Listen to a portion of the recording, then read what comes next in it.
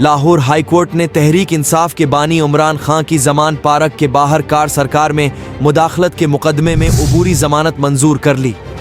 Lahore high court में justice Amjad Rafiq ने उमरान खां की अबूरी जमानत पर समाअत की। बानी पीटीआई की जानिब से बैरिस्टर सलमान सफदर पेश हुए। दौरान समाअत उमरान खान के वकील बैरिस्टर सलमान सफदर ने बताया कि बानी पीटीआई गिरफ्तारी से कबल अदालत में बाकायदा पेश होते रहे हैं, मगर अब उन्हें सजा हो चुकी है, वो जेल में है। वकील ने इस्तदा की कि अदालत कार सरकार में मुदाखलत के मुकदमे में जमानत मंजूर करे।